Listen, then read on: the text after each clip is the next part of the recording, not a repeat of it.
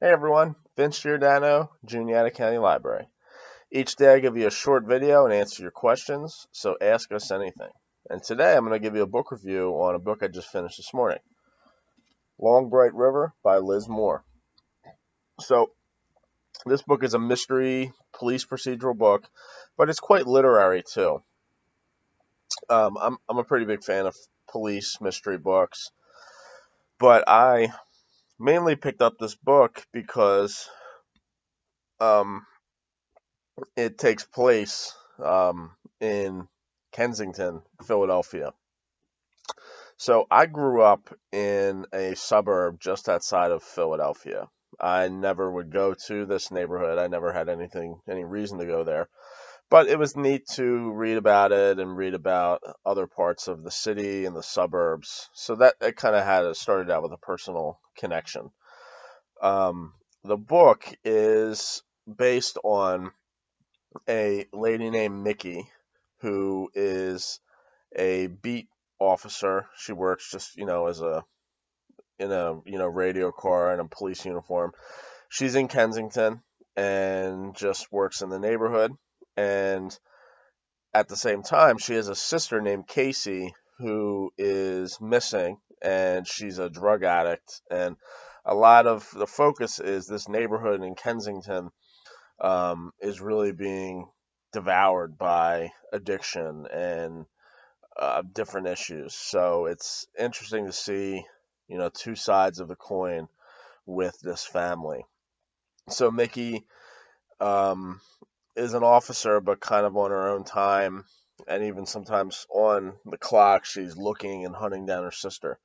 And at one point, she kind of gets into a spot where she's like, I'm spending all this time, I'm risking myself and my job, and I'm looking for my sister. And what if she doesn't want to be found? What if she just wants to live this life and have nothing to do with me and just want to, be out in the street?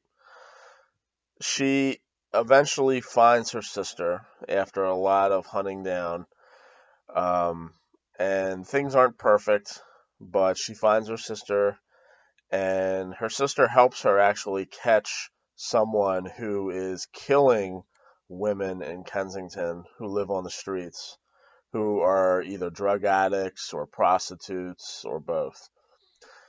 And it turns out that this person who's killing them is a fellow police officer. So this really puts Mickey on edge, and she's wondering who is it? Do I know this person? Do other cops know this person and allow it to go on? Um, at, in this neighborhood and in some other neighborhoods in Philadelphia, some police officers would work with people on the street, either receiving favors from women in return for not arresting them, or get kickbacks from the drug dealers or pimps in return for protecting them. So it's an interesting story, and it brings into play a lot of family dynamics too. Um, the drugs just ravaged families. It killed Kacey and Mickey's mom at a young age. Kacey and Mickey were only a few years old, so it left her mom, so the girl's grandmother, to raise her, and that's just never an easy situation. And then it brings in extended family and how they view Mickey as a police officer and the stigmas that go along with what they don't like about police, and then they attach them to Mickey, kind of keeping things on the hush hush when a family member is addicted to drugs. Um, and throughout this whole thing, Mickey has a son, Thomas, but it's later revealed that Thomas is not her biological son, but it's actually Kacey's biological son. And Mickey took full custody of Thomas when he was born because Kacey was still addicted to heroin and just was not fit to be a mother. So that storyline is really interesting.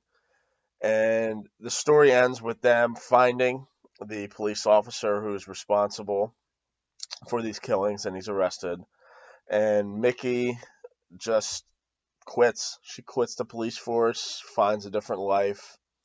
And Kacey, all during this time, was actually pregnant with another child, gives birth to this child, a girl, and plans on keeping it herself. And she's working to be clean. The book is written interestingly. There's no quotation marks when someone's speaking. If someone's going to speak, it starts out with a dash, and then it's just written. For example, you can see here some of that where there's just like a dash.